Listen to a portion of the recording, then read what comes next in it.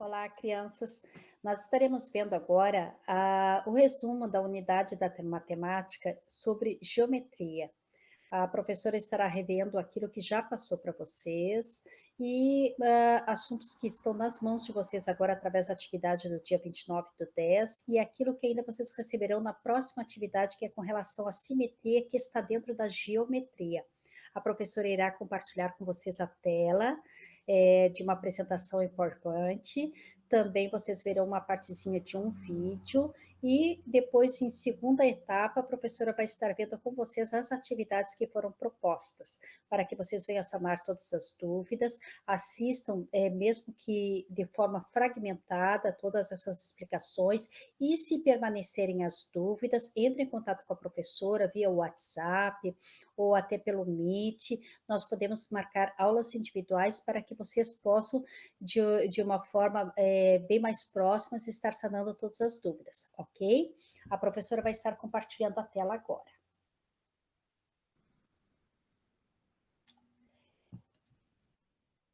Então, como vimos, a geometria é uma das unidades temáticas da matemática, porque nós vimos números, nós temos álgebra, nós temos probabilidades, temos medidas e grandezas, e a geometria é somente uma das partes da matemática.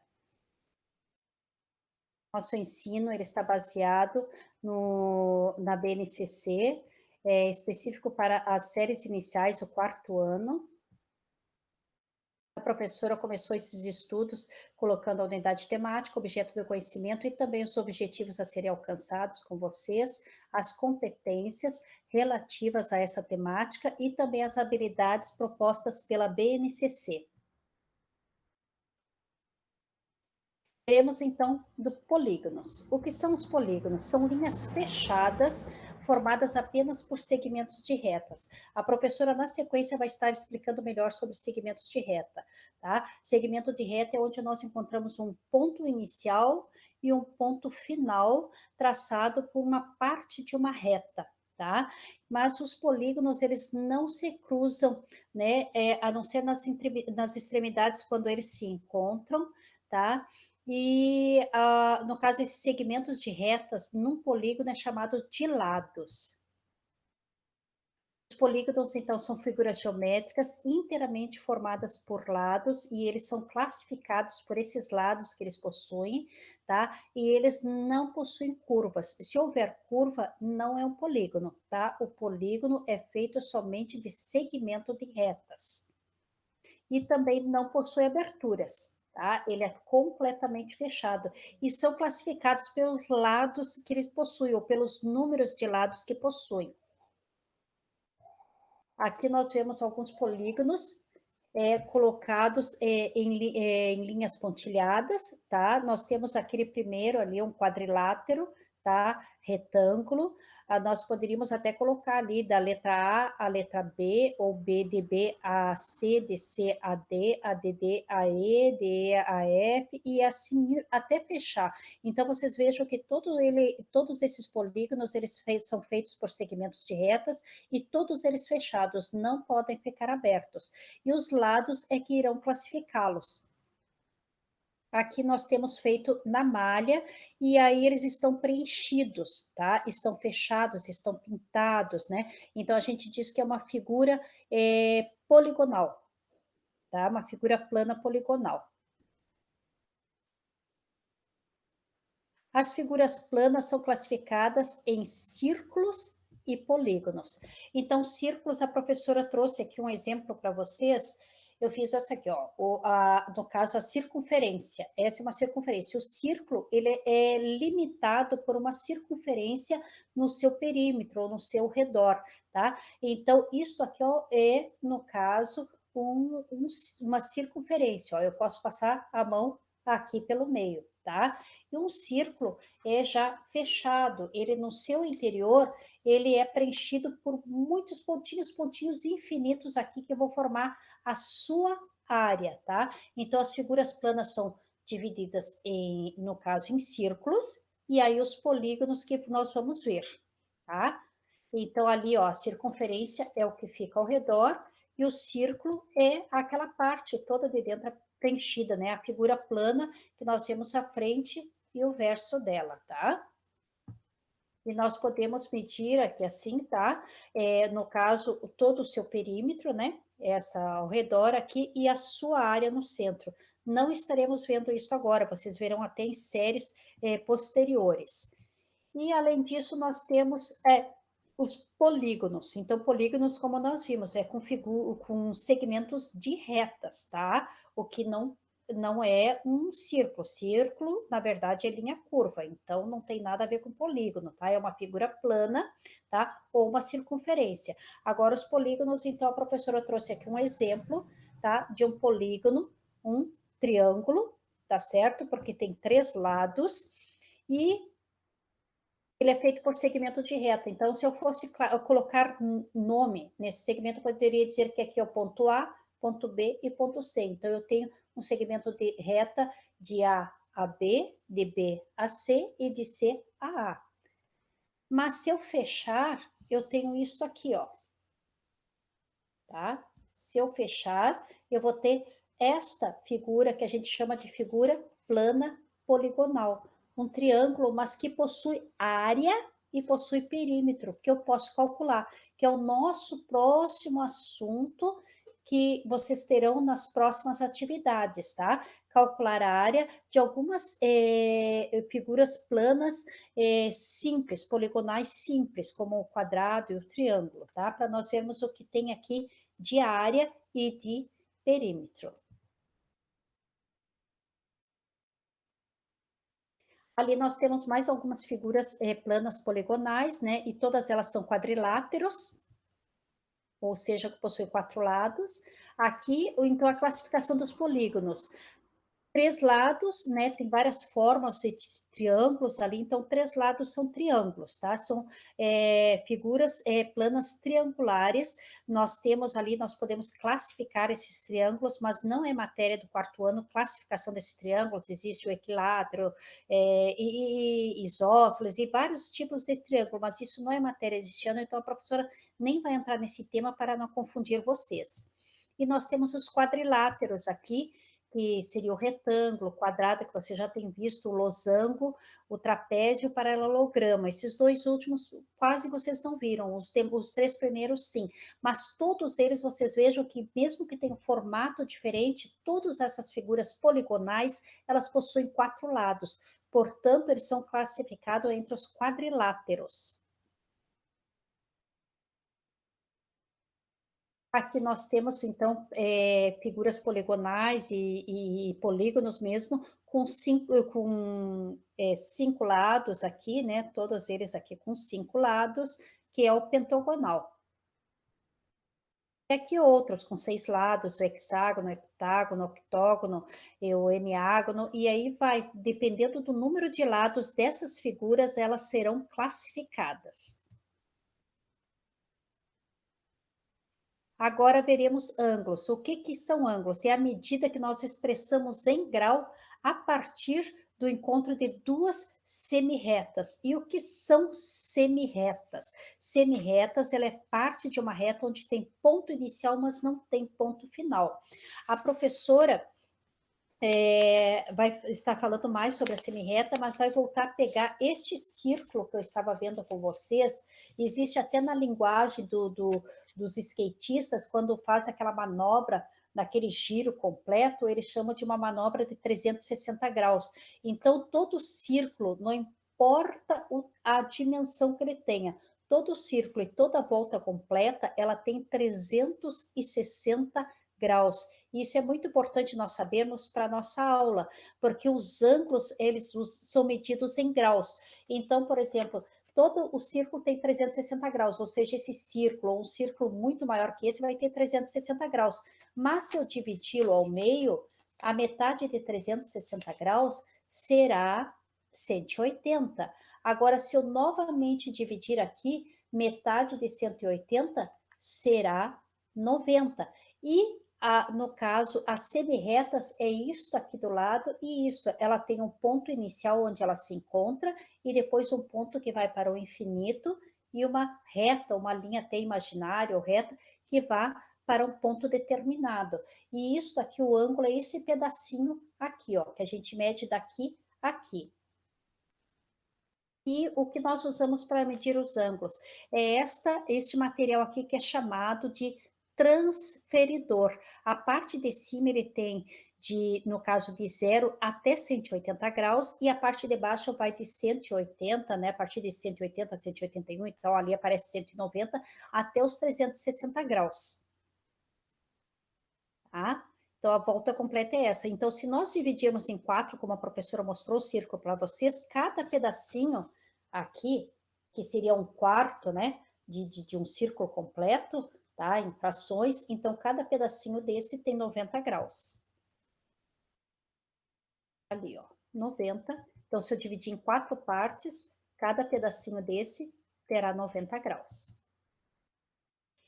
Que material, então, eu uso para medir? É o transferidor, que ele pode ser completo ou pode ser meio transferidor, ali também eu uso, tá?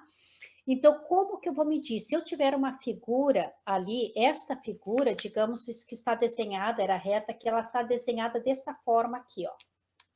Ela está desenhada assim. Vamos imaginar ali, se vocês olharem, esse desenho onde a professora está colocando o cursor, ó, tem esta linha aqui em diagonal e tem essa linha reta. Então, vamos imaginar a linha diagonal e esta linha reta aqui. E aqui no transferidor, nós temos bem aqui no meio, a professora pontuou de vermelho, tá? Que é um risquinho que vocês vão encontrar no transferidor de preto, tá? Este pontinho, esse risquinho ali assim, que a professora botou ali a seta apontando, tá? Ele tem que encontrar-se bem no meio dessa aqui, ó, bem aqui nessa pontinha dessa figura. Então, vocês vão ver ali, ó, aquela partezinha bem nessa ponta dessa figura, tá? E dentro desse transferidor, existem essa linha que a professora colocou um pontilhado. Esta linha tem que encostar aqui, tá? Como a professora está mostrando ali, ó. Ali, aquele pontilhado tem que encostar nessa linha de baixo. Então, quando eu encosto essa linha do meio aqui, aquele sinal do transferidor, e aquela reta aqui, ele vai me dar bem certinho quantos graus existem aqui. E aqui nós vamos ver melhor esse transferidor. Tá? Ali vocês vejam que ele está indo, no caso da esquerda, né, para a nossa direita, ele vai de 0 a 180, e depois ele, dentro do transferidor, ele vai de 0 a 180 também. Mas por que isso, professora? Porque às vezes a figura está virada deste lado, mas às vezes a figura está virada assim. Então, às vezes eu preciso medir para o lado de cá, e outras vezes desta maneira aqui. Mas sempre lembrando que aquele risquinho do meio do transferidor, aquele tracinho, ele tem que encostar aqui, e a parte interna do transferidor encosta aqui nesta parte de baixo da figura.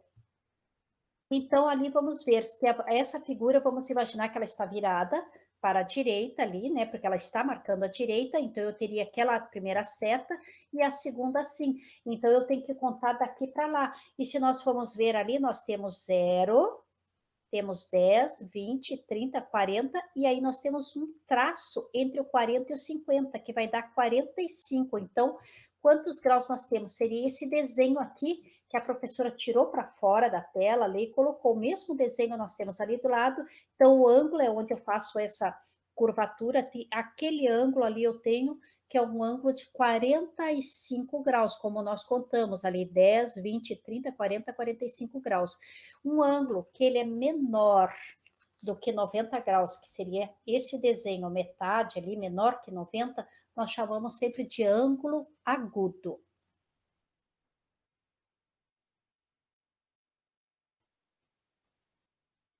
Agora, quando eu tenho este desenho aqui, que ele está reto assim e assim, que eu tenho uma linha vertical reta e eu tenho uma linha horizontal reta. Esta curvatura aqui, tá? Isso aqui significaria um quarto, né? Ou seja, metade da metade de 360 graus, que dá os 90 graus. E esse 90 graus nós chamamos que quando qualquer figura, tá? Ou imagem que tenha esse ângulo, né? De um encontro de uma vertical com uma horizontal, nós dizemos que tem um ângulo reto de 90 graus. Aqui, ó. O próximo, lembrando que sempre a volta completa ela tem 360 graus. Agora a professora fez outro desenho ali assim, ela colocou essa curvatura aqui, ó, maior do que 90. Lembra que 90 era aqui e 45 era isso aqui, ó. Aquela primeira imagem nós tínhamos isso. Depois a segunda nós tínhamos isso. E agora a professora aumentou um pouquinho mais. Colocou ela inclinada assim, a linha esta aqui em diagonal aqui e esta reta, tá? Então em diagonal para fora. Então ele é maior do que 90 graus. E aí este ângulo então maior do que 90 graus, ali vocês vão ver na régua, e nós vamos contar, então nós vamos contar daqui para lá, tá? Então, 0, 10, 20, 30, 40, 50, 60, 70, 80, aí nós temos 90 graus, se fosse reto, 100, 110, 120, 130, e aí está entre os 130 e os 140, então é 135 graus. 135 graus é maior do que 90 graus. Então, todo ângulo que ele é maior do que 90 graus e menor do que 180 graus é conhecido, chamado de ângulo obtuso. E continuando agora, se nós tivermos metade, tá? Um ângulo assim, só na horizontal, nós temos 180 graus, e 180 graus é chamado de ângulo raso.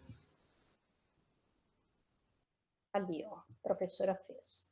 Então, revendo aqui os ângulos. Então, o agudo, quando é menor que 90 graus, quando é reto, assim, ó, para cima e para horizontal, nós chamamos de ângulo reto. Quando ele é maior, chamamos de ângulo obtuso. E quando ele é totalmente numa linha reta, assim, nós chamamos de ângulo raso. Ali ao lado, então, nós temos o primeiro desenho, 45 graus. Agora, vocês vejam que está virado para o lado esquerdo, 45 graus, menor que 90. Aí, ele está contando daqui para lá nesse transferidor. É um ângulo agudo. Agora, nós temos aquela imagem, né, de uma vertical e uma horizontal se encontrando, 1/4 do transferidor, então, um ângulo reto. E aqui maior do que 90 e menor do que 180, então nós temos o ângulo obtuso. Exemplos no cotidiano. Aqui nós temos o canto das paredes, quando as paredes se encontram, né, que a casa não é arredondada, mas que ela fosse as paredes bem retas, então quando eles se encontram, aqueles ângulos, nós dizemos que ele tem 90 graus, porque segue em linha reta aqui e vem em linha reta aqui. E quando se encontram, tá, formam exatamente o ângulo de 90 graus. A professora até vai fazer um desenho no próximo aqui para mostrar para vocês, que aparece a quina da casa aparecendo ali 270 graus. Eu disse, mas como, professor, se você falou que era 90? Mas vamos ver aqui, ó. Aqui, 360 graus completo. Agora a professora vai tirar os 90 que eram da casa. 90 que é da casa. Ó, este aqui, vamos imaginar que é o canto da casa que tá assim, os 90 graus. Então, de 90 para 360, quanto que sobra? 270 graus, tá? Então, se aqui a quina da casa, ali o encontro da esquina da casa é 90 graus, o que fica por fora da casa, o terreno que sobra, é 270 graus, o ângulo que tá formando. Tá vendo o ângulo aqui, ó? De 270, porque 270 mais os 90 dá os 360 graus, que é a volta completa.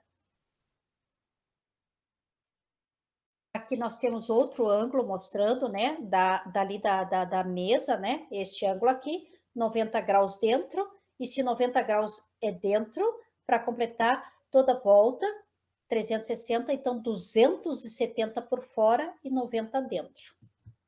Aqui nós temos a televisão também, 90 graus, 90 graus.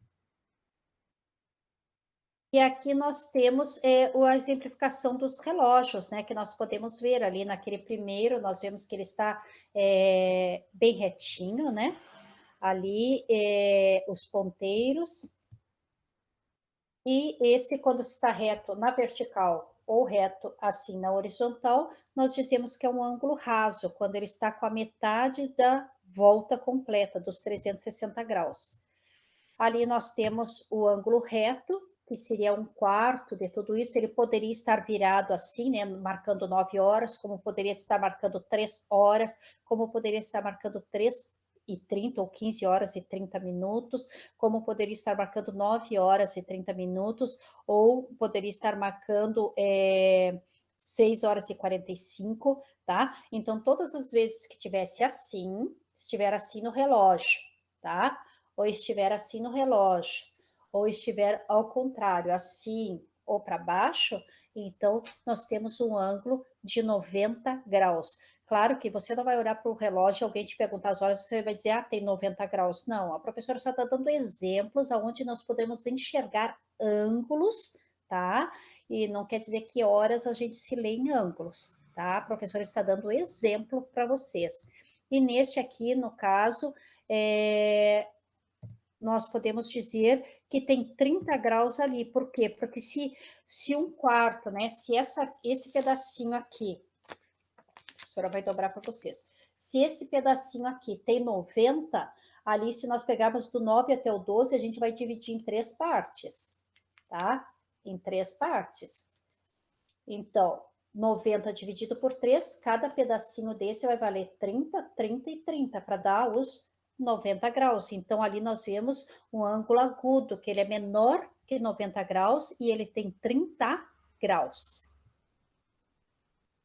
Aqui nós temos o exemplo, se nós pegarmos alguns polígonos ou figuras planas poligonais, tá? Nós temos aquele primeiro triângulo lá, nós temos ele menor que o ângulo de 90 graus, portanto, ele é agudo, tá? Aqui nós temos maior do que 90 graus, porque nós temos essa posição aqui, enquanto naquele nós tínhamos menor aqui, este nós já temos maior. Nós já temos essa figura assim, ó, maior. Tá? Então, maior que 90 graus, nós já vamos ter aqui agora o obtuso. E ali naquele outro, nós temos, se encontrando no quadrado, digamos, naquele quadrilátero, nós temos isso aqui, ó. Claro, formaria o quadrilátero aqui, tá? Então, não é só num círculo que eu vou medir. Eu posso usar qualquer figura poligonal para fazer essa medida, tá? Então, o ângulo daquele quadrilátero ali é um ângulo reto, porque eu tenho uma linha na horizontal e uma linha na vertical. Então, são de 90 graus, chamado como ângulo reto. Agora nós veremos as figuras geométricas espaciais, ou tridimensionais, ou mesmo sólidos geométricos. Essas figuras geométricas espaciais, elas são divididas em duas classificações. Os sólidos arredondados, que são somente 3, tá? Muito fácil de gravar, que são o cilindro, a esfera e o cone. O que é o cilindro? Qual o formato do cilindro, né? Ele é o formato de uma lata de ervilha, tá? E a maior definição que podemos dar, e mesmo simplista, é de que o sólido geométrico arredondado, ele é aquele sólido que rola. A lata de ervilha, se você pegar e deitar ela, né, colocar ela na horizontal, e você der uma empurradinha, você vai ver que ela vai rolar, rolar, rolar, rolar. O momento ela para, mas ela rola automaticamente. Então, os sólidos arredondados são aqueles que rolam. Então, o cilindro, né, como eu disse, é o formato de uma lata de leite em pó. A esfera também, ela rola, ela tem o formato de uma bola, né, de vôlei, de basquete, ou até uma bolinha de ping-pong. Então, esse é um sólido arredondado, ou uma figura geométrica espacial, ou tridimensional, por possuir as 3 dimensões. E o cone, que é aquele formatinho do chapeuzinho, né, que nós temos aí do palhacinho, ou até mesmo aqueles cones que nós encontramos para sinalizar na estrada, né, quando pode passar um carro ali ou não, ou quando nós fazemos barreira para algumas pessoas não passarem em algum determinado lugar, colocamos aqueles cones e passamos as fitas. Então, estes são os formatos dos sólidos arredondados, esfera, cilindro e cone. Dentro das figuras geométricas espaciais, nós temos os sólidos, como eu falei, arredondados, mas nós temos os poliedros também.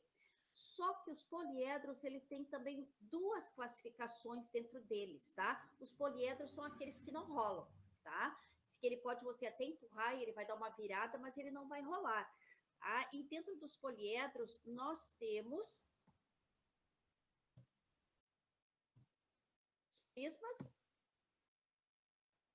que seria o prisma retangular, o prisma triangular, o cubo, e aí nós vamos ter o prisma pentagonal, prisma hexagonal e o prisma, o que é? O que classifica um prisma? O prisma, o que o classifica é que a figura de baixo, tá? O polígono, a figura plana poligonal que está na base, na parte de baixo, ela é idêntica àquela que está do seu lado oposto, tá? Se nós temos um retângulo embaixo, nós teremos do seu lado oposto também um retângulo. Se nós temos um triângulo na base, terá do seu lado oposto também um triângulo. Então, isto é o que caracteriza a figura, no caso, de um prisma, tá? Essa figura geométrica de um prisma. No seu lado contrário, então, nós temos uma figura congruente a ele, ou seja, uma figura de igual dimensão, de igual aspecto ou forma. Tá? E se nós temos os prismas, por outro lado, nós temos as pirâmides, que é a outra classificação de um poliedro, só que o que classifica as pirâmides é somente a sua base e o lado contrário dela, todas as arestas vão se unir formando um único vértice. Tá? Então, o que caracteriza a pirâmide é a base. Se nós temos da base da pirâmide um triângulo, nós vamos a chamar de pirâmide de base triangular, tá? Ou pirâmide triangular. Se na sua base é um quadrado, nós a chamaremos de pirâmide de base quadrada, ou se for um pentágono, pirâmide de base pentagonal ou pirâmide pentagonal. As figuras geométricas espaciais. Então, para nós vermos aqui os sólidos arredondados, temos um tambor ali que lembra um cilindro, ali um rolinho daqueles de pintar, né? Ali aquela parte ali de esponja do rolinho lembra um cilindro também. Aqui a lata de leite.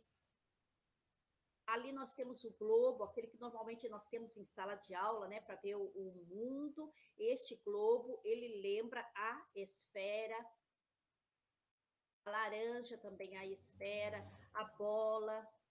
Aqui temos um pinheiro, né? Então ele tem um formato cônico e também essa delícia aqui de sorvete, né? Um formato cônico também.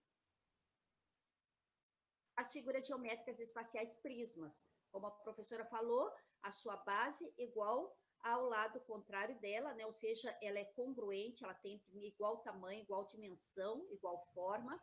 E nós temos ali o tijolo, que poderia representar esse prisma triangular, tá? Porque ele tem retângulos nas suas bases, e mesmo que eu vire o tijolo ao contrário, né? Deite ele, ele vai ter a mesma figura também, ou coloque em pé. Tá? Seria o formato de um paralelepípedo. O Toblerone, a delícia desse chocolatinho, né? Embora caro, ele é uma delícia. O formato da caixinha do Toblerone representa muito bem para nós o prisma triangular, tá? Porque na sua base ele tem um triângulo e na outra um triângulo, e ele é cercado por retângulos. Essa outra delícia aqui, que é a pizza, né? Ali nós temos, no caso, uma figura plana octogonal, ele tem 8 lados, tá? E se eu colocar a caixa como nós a recebemos, né, assim deitada, tudo, então em cima nós temos um octógono e embaixo nós temos um octógono. E ao lado, todo cercando a caixa, nós temos então 8 retângulos. A caixa de presente, formato de cubo, e aqui nós temos um cubo, né? Aquele cubo mágico que brincamos. Então, ali nós podemos perceber bem, né? A base igual ao lado oposto. E as figuras geométricas espaciais pirâmides. Das pirâmides, como a professora falou, é a sua base que vai identificá-la. Esta aqui é aquele calendário que normalmente a gente recebe em lojas de fim de ano, né? Com as datas do novo ano. Alguns bancos dão esse tipo de calendário para nós. E é uma pirâmide de base quadrada, porque possui os 4 lados, e eles colocam 3 meses em cada um dos lados, para representar o calendário. Aqui é uma caixinha para colocar aquelas balinhas de lembrancinha, né, em aniversários. Também tem o formato de uma pirâmide, ela é muito mais alta do que aquela primeira. E aqui tem um exemplo das pirâmides do Egito.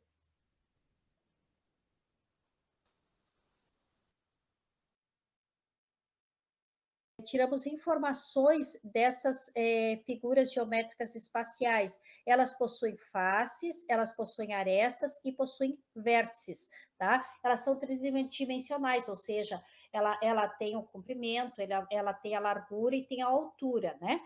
Então, ali a professora colocou até um cubo circulando ali para que vocês pudessem ver. Então, as faces são os lados da figura, tá?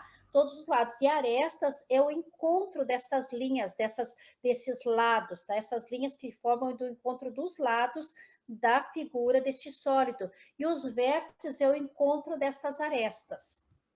Ali, ó, a face, os vértices onde aparece azul, a professora colocou em laranja ali as faces, né? Se fosse contar cada um dos lados ali, nós teríamos 6 faces, as arestas, e os vértices, então, são o encontro destas arestas. A professora vai melhor exemplificar aqui nesta pirâmide que a professora está mostrando para vocês, que é uma pirâmide de base pentagonal. Tá? Ali a professora colocou do lado, não uma pirâmide de base pentagonal, eu coloquei ali para vocês olharem de todos os lados, uma pirâmide de base triangular, mas no desenho eu botei uma pentagonal. Então, nós vemos primeiro as faces, que a gente viu que as faces são os lados. Então, nós temos a base, que é uma face, que é uma base pentagonal, então, um pentágono. E como é um pentágono embaixo, ela precisa ter 5 triângulos, porque ela vai preencher os 5 lados desse pentágono. Então, nós temos uma base e temos 5 triângulos. Portanto, nós temos 6 faces, que é a base, mais os 5 triângulos ao redor. Depois as arestas. As arestas são entre esses encontros dos lados e também a base com os lados. A professora vai contar, então, ali nós temos uma, duas lá atrás, né? Que a gente tem que entender que lá atrás também houve esse encontro. 3, 4, 5. Agora na base houve um encontro também. 6, 7, 8, 9 e 10. Então, nós temos 10 arestas. E o encontro destas arestas nós chamamos de vértices. Então, lá em cima nós temos o encontro, né? Ali, ó, um vértice, lá embaixo 2, 3, 4, 5, 6. Então, esta pirâmide pentagonal, ela vai ter 6 faces, que são 5 lados dela e mais a base. Ela vai ter as arestas, que são esses encontros dos lados, essas linhas imaginárias, né? Tanto do lado quanto embaixo na base, nós vamos ter 10 arestas, e os vértices são esses encontros das arestas, então nós teremos 6 vértices. Agora nós vamos ver os sólidos geométricos espaciais e a planificação deles. Como nós planificamos. E essa eu vi que foi uma dificuldadezinha para alguns entender essa planificação, que é como desmontar. Se você pegar uma caixa de sapato e desmontar toda ela, você vai ter a planificação da caixa de sapato, você vai ver ela toda aberta, né? Ela, quando nós compramos, ela é toda fechadinha dos lados, porque vai o sapato dentro, mas se você tira o sapato e abre toda ela, tira a cola, tudo você planificou, você vai deixar ela em estado plano, né, reto.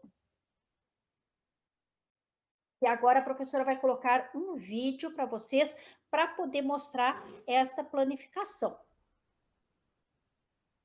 Nós temos aqui o cilindro, quando nós abrimos, temos o cone aqui, que ele seria um triângulo rotacional mais um círculo, no caso, uma circunferência, o círculo formando, fecharia o cone. Aqui o cubo, quando nós abrimos, ele é formado por 6 quadrados. A pirâmide de base triangular, então, ela tem o triângulo na base e tem mais 3 triângulos ao redor.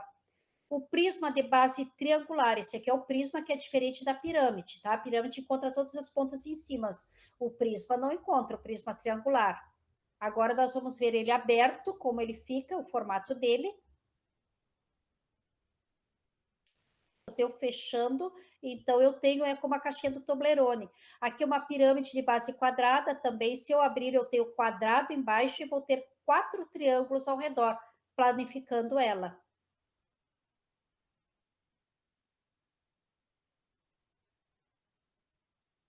Aqui esta pirâmide de base pentagonal, ou seja, eu tenho pentágono embaixo, tá? E tenho ao redor 5 triângulos para poder formar todos os lados desse pentágono e formar a pirâmide.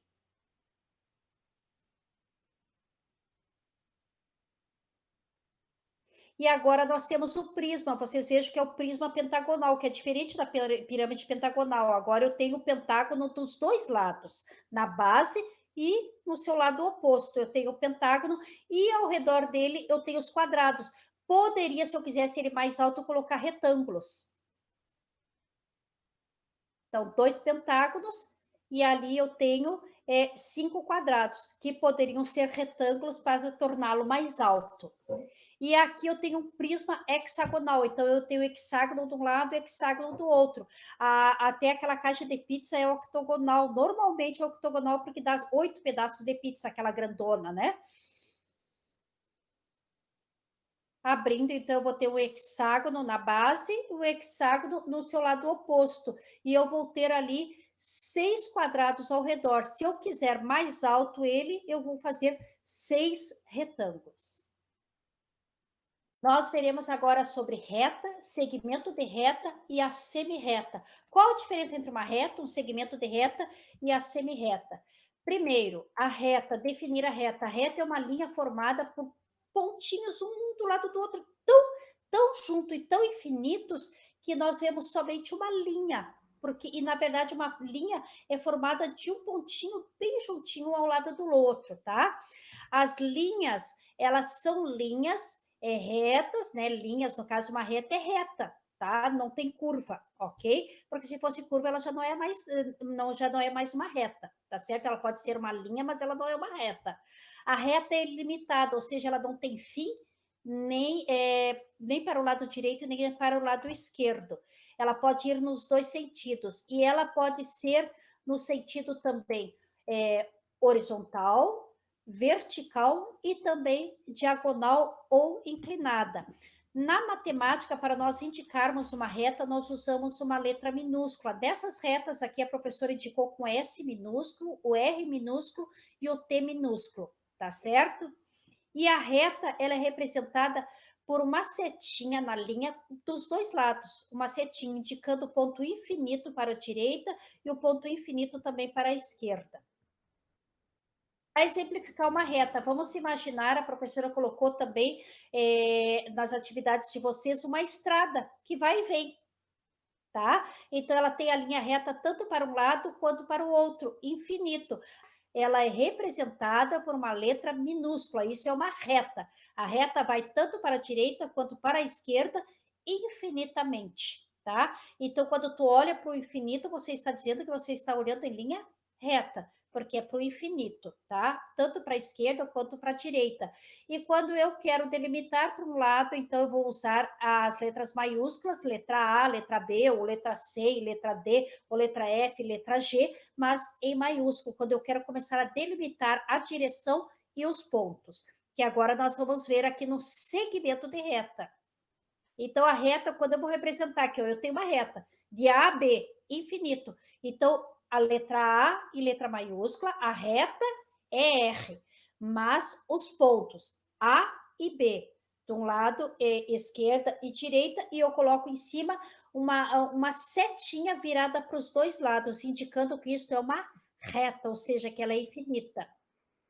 Agora, o segmento de reta, ela representa agora um caminho limitado, ou seja, ela é uma parte dentro da reta, tá? Quando eu determino um ponto dentro da reta, um ponto de início e um ponto de fim, e elas são indicadas por letras maiúsculas, tá? Nós temos aqui o exemplo, né, do ponto A ao B, tá certo? Ele é um segmento de reta, ou seja, vocês vejam que tem uma reta ali, apontada para os dois lados, a seta é uma reta. Só que eu disse, ó, do ponto A ao ponto B. Se eu quiser pegar uma régua, né? Eu tenho, digamos, uma régua assim com uma medida infinita para os dois lados, mas eu digo assim, eu vou dos 10 centímetros aos 11 centímetros, eu estou delimitando um início e um fim. Então, eu digo que eu tenho um segmento de reta, que é um ponto dentro da reta onde tem início e aonde tem fim.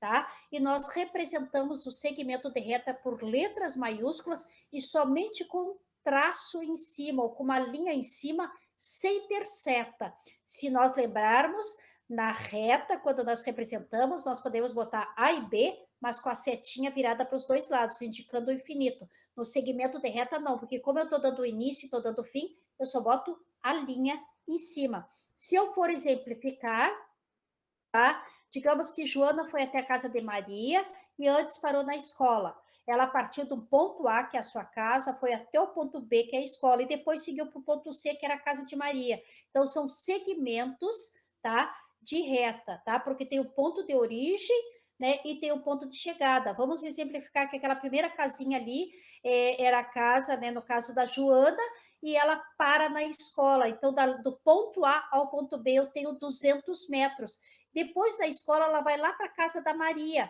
Então, do ponto B ao ponto C, eu tenho mais 300 metros. Então, o trajeto dela, 200 mais 300 metros, eu tenho 500 metros.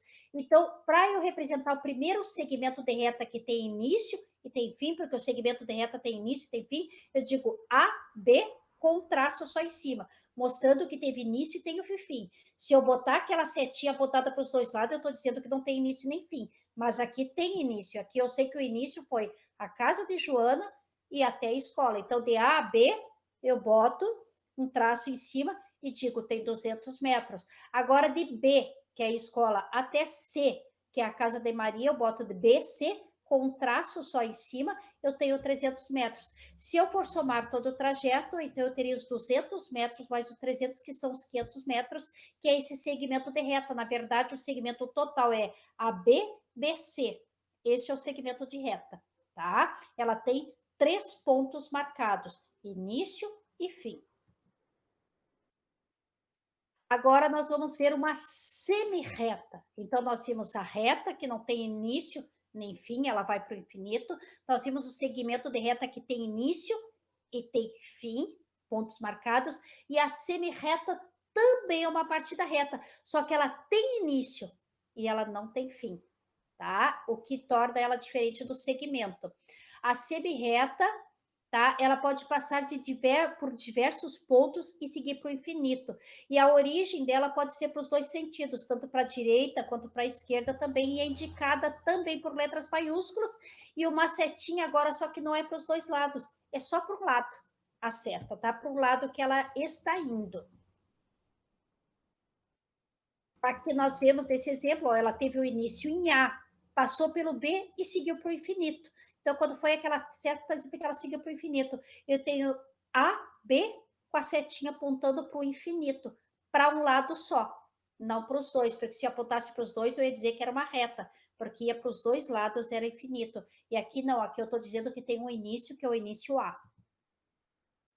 Exemplificando, eu poderia dizer aqui, ó, o senhor João vai viajar passando pelo posto de gasolina no ponto A, né? Então, do ponto A, essa reta, eu dei o nome dessa reta, que pode ser qualquer nome, com B minúsculo, reta B minúscula, e ela saiu do segmento de reta, né? No caso, de A a B, só que ela seguiu para o infinito, portanto, ela é uma semi-reta, porque ela seguiu adiante.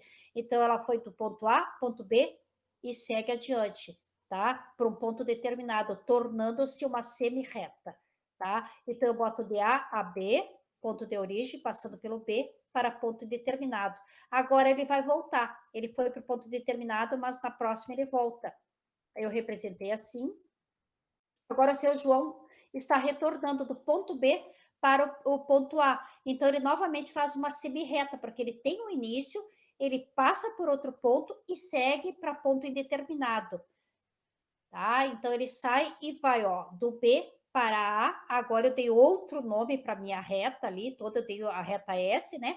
Então, ela vai indo do ponto B para o ponto A e vai para ponto indeterminado. Então, ela se tornou uma semi-reta, que também é parte de uma reta, tá?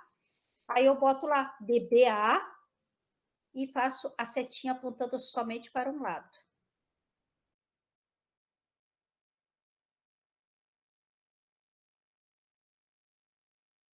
Os tipos de retas que nós temos, retas paralelas, que são aquelas que nunca se encontram.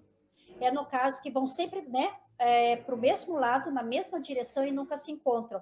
É o caso de ruas, quando a gente pergunta para alguém, diz, onde que é a tal rua? Diz, aquela rua é paralela a tal rua, né? Digamos, a rua da professora aqui é paralela à rua, vou dar um exemplo, rua 13 de Maio, ou rua, fosse a rua ali, paralela à rua Uruguai, quer dizer que ela corre na mesma direção da outra rua e nunca se encontram. Ruas concorrentes é quando elas atravessam uma outra, quando a gente chega numa esquina, mas quando elas atravessam de forma diagonal, elas são conhecidas só como ruas concorrentes. Mas quando elas atravessam uma outra, formando esse ângulo aqui de 90 graus para cada um dos lados, quase que formando uma cruz, ela faz assim e assim, o encontro das ruas nós chamamos de concorrentes perpendiculares, tá? E como nós vimos, as retas, elas podem estar na horizontal, na vertical ou inclinada. Aqui a professora colocou exemplos de retas com segmento de reta dentro, de ponto A a ponto B. Agora nós iremos ver simetrias. O que são figuras simétricas? Elas correspondem à forma, o arranjo de partes de lados opostos, que são exatamente iguais, tá? E do meio dela passa uma linha que nós chamamos de eixos simétricos, mas cada uma das partes pode ser exatamente igual à outra, ou na forma reversa, ou na forma espelhada. Aqui nós temos essa borboleta, que o lado direito dela e o lado esquerdo são exatamente iguais, e no meio dela eu posso passar uma linha de simetria. E se eu fechasse a borboleta, as asas da borboleta, ela ficaria perfeitamente igual. A professora vai dar um exemplo aqui para vocês, eu até desenhei uma linha aqui no meio, tá? Uma linha simétrica, e vou dobrar bem nesta linha para mostrar para vocês o que é simetria. Vou tentar fazer aqui uma espécie de uma borboleta, tá? Aqui.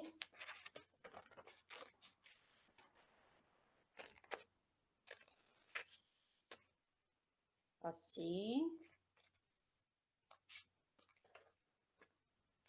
Aqui.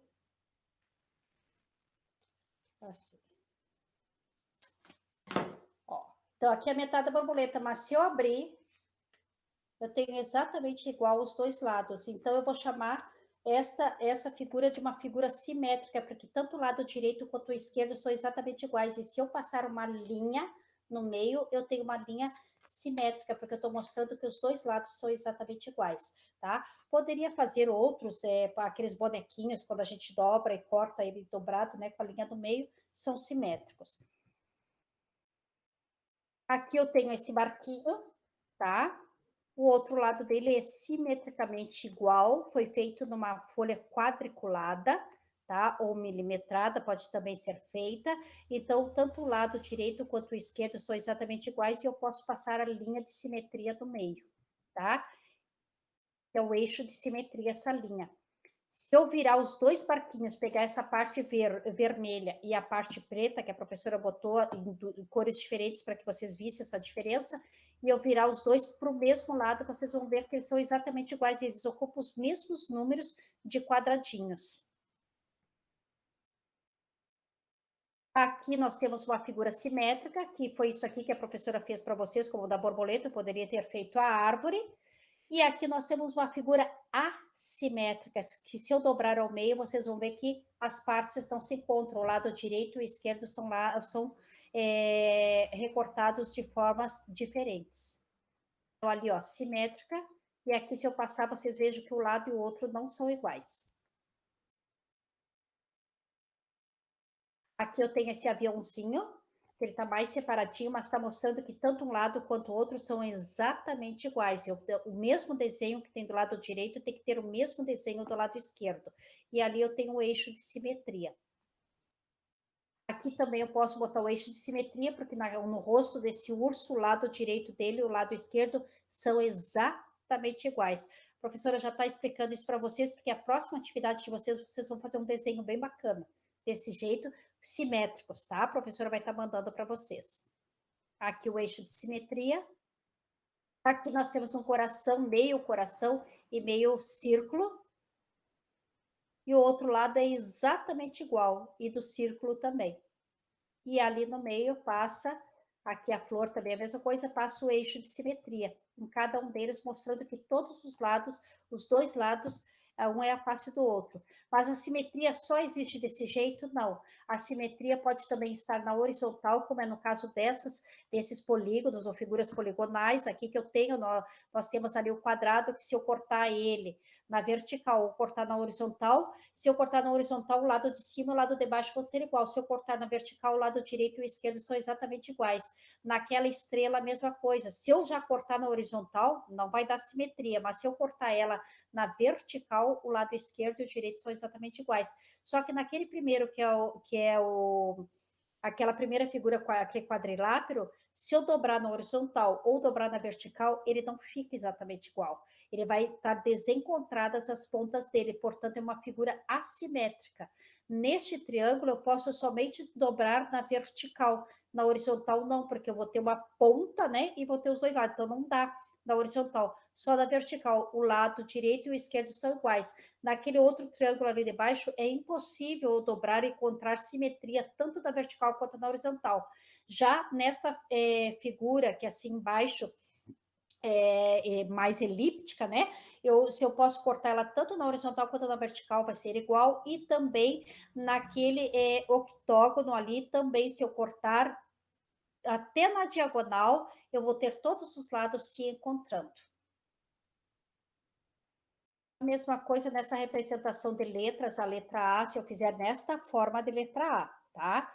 E cortar ela ao meio, eu vou ter um lado igual ao outro, no W ali, na letra E, se eu colocar na vertical, na letra D também, perdão, na vertical não, na horizontal, a letra C na horizontal, a H tanto na horizontal quanto na vertical, e na letra M também na vertical e no T na vertical. Se eu tentar fazer isso com o F, se eu tentar fazer com o P, eu não conseguirei isso. Poderia fazer também com os números, tá? Alguns números tipo 8.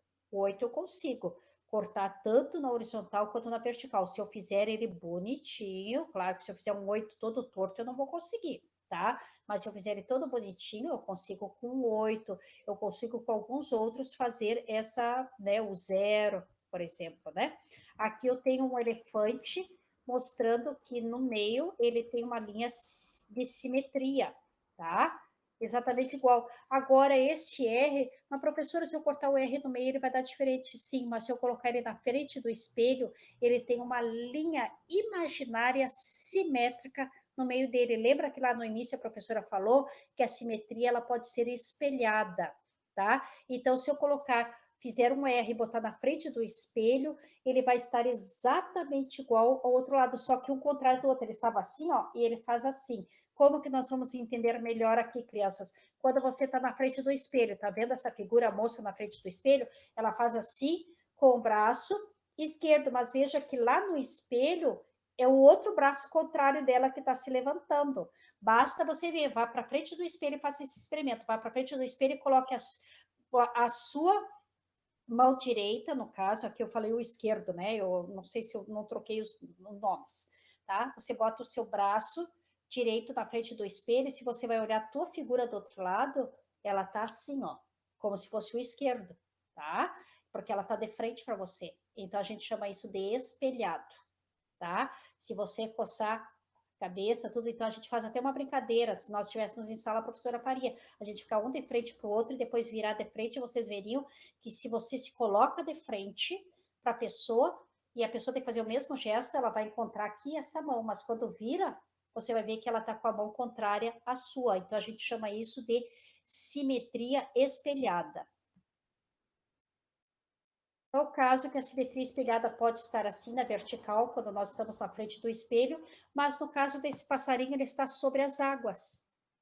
Então, nós temos uma linha ali espelhada, só que na horizontal. O reflexo dele vai aparecer nas águas, não em pé, mas o reflexo das águas vai aparecer de cabeça para baixo, tá? E a gente chama de espelhado também. Isso é simetria. Essa outra simetria, se você botar o teu dedo na água, ali você vai ter, ó, o teu dedo levantado para cima, isso aqui vai aparecer na água, tá? E o eixo de simetria vai passar entre essas duas imagens, mostrando que elas são exatamente iguais, tá? Só que uma está voltada para baixo e a outra para cima, porque ela está espelhando. E aqui também, quando nós pintamos um quadro, muitas vezes pessoas que pintam os quadros, né, e estão pintando o quadro de uma paisagem próxima às águas, o que que ela vai fazer? Ela vai ter que espelhar aquilo que ela está colocando ali nas águas, só que ela não espelha o que ela está colocando nas águas em pé, ela coloca invertida a imagem. Então, ali nós temos aqui uma linha de eixo de simetria, tá? Aqui a montanha está virada para o alto, mas quando ela reflete nas águas, ela aparece virada para baixo. Então, crianças, eu espero que vocês tenham compreendido, tá? A professora daqui a pouco vai fazer agora com o próprio exercício que eu passei para vocês, vou estar explicando, mas esta é a nossa aula de geometria, tá? Dentro dessa unidade temática, é um resumo geral, e qualquer dúvida vocês devem perguntar para a professora, tá? Então, daquilo que nós vimos, não é uma matéria difícil, é bastante interessante, é bastante atraente, só que vocês têm que prestar atenção, tá? Assistir aos vídeos, tá? Que eu vou colocar esse e mais os outros, tá bom? Grande abraço para vocês, ó, beijão da prof.